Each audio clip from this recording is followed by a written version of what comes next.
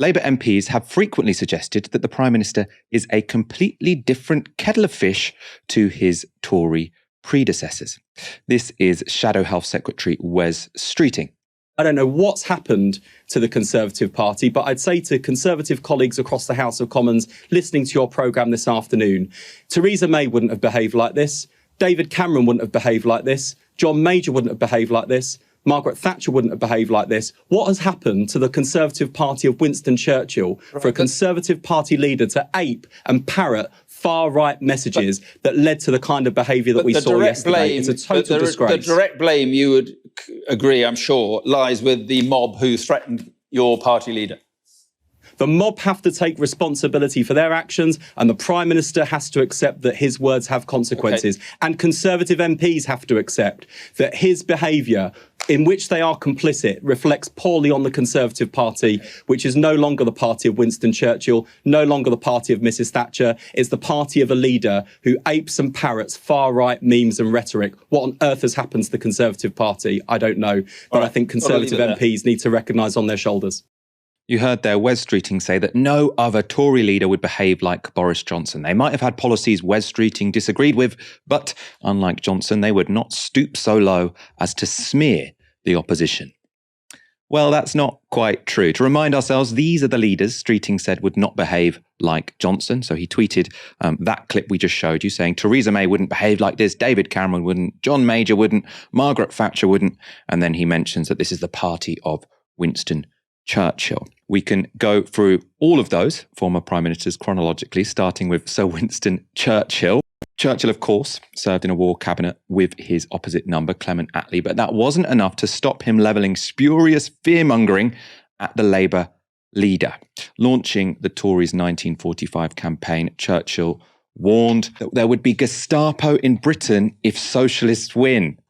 Of course, Attlee's party, which Churchill was smearing, is the one that now every Labour MP claims as their inspiration. Attlee was the Prime Minister who founded our great national treasure, the NHS. Surely no Tory leader could have promoted lies to whip up fear against him, or no other leader other than Boris Johnson. Well, they did, and it was Winston Churchill. Next to Maggie Thatcher.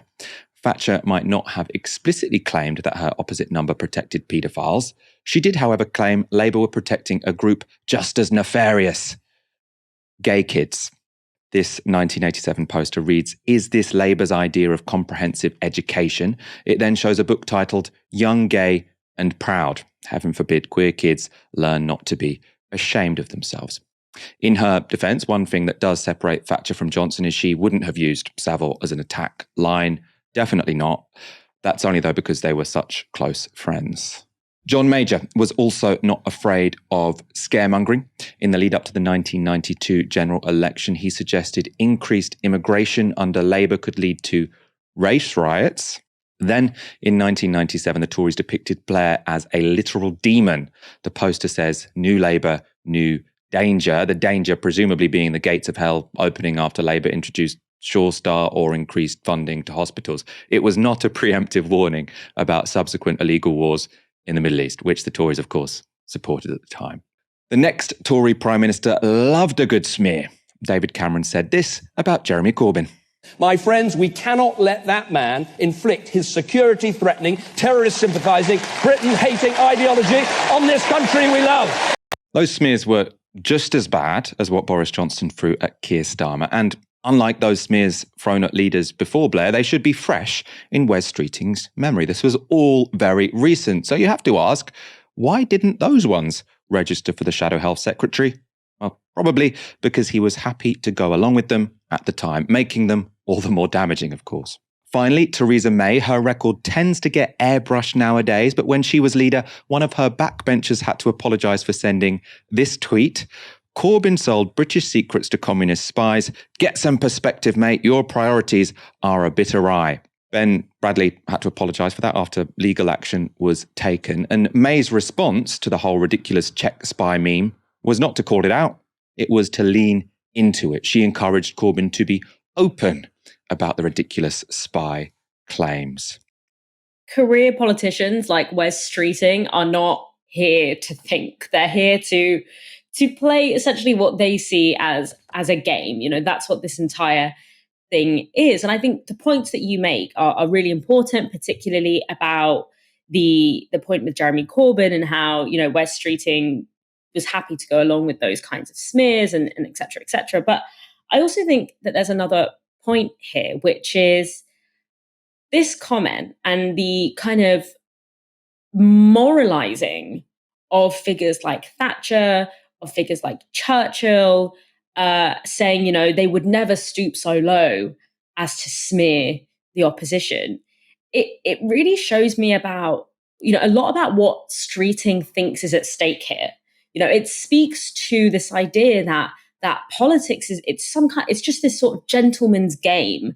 And there's codes of conduct and there's these, unwritten rules that are supposed to be followed. And the worst thing you could do is not follow those particular rules of decorum, etc. And in the case of Johnson, that code of conduct that he violated is, smearing other members of the political class. That's kind of very off limits.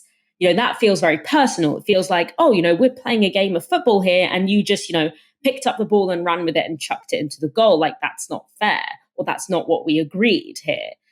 And so within that context, the smearing of members of the opposition is something that he sees as more outlandish than he apparently sees as more outlandish and objectionable than the very material acts of, to be honest, economic and social warfare that many of the politicians that he is giving moral superiority to in that context, that they have committed. These kinds of policies, which are not just down with Tory politicians, but also have been Labour policy as well, particularly during the Blair years that Streeting is so fond of, is seen as kind of beside the point. Was Boris Johnson bringing up Savile in that context wrong? Absolutely. But was it as bad as misleading Parliament and the public into a war that killed 1 million Iraqis? No. But the latter is seen much more kind of abstractly and dispassionately than the smearing act, which is taken much more personally. And it kind of reminds me a little bit, last week we talked about the just bizarreness of Ian Blackford and Dawn Butler being chucked out of Parliament for accusing Boris Johnson of lying, but Boris Johnson actually lying doesn't get him kicked out of Parliament. And even, to come back to this point as well about what this tells us about how politicians like Streeting view what politics is there to do and view what is at stake. Even within this particular context, ignore all the historical stuff.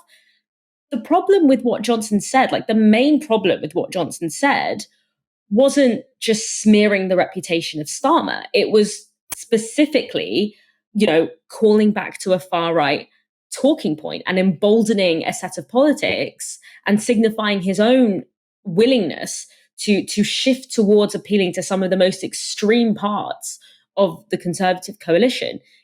That's what's really concerning, and that's what's at the forefront here, rather than the breaking of this gentleman's agreement in the smearing of a colleague. Obviously, Streeting did mention this, but it feels like his greatest passion is sort of reserved for that kind of, you smeared one of your own, and that's really the grave infraction here. And I just think it reveals a lot about what politicians like Streeting think is going on here, what they think is at stake, and what they think we're all here to do.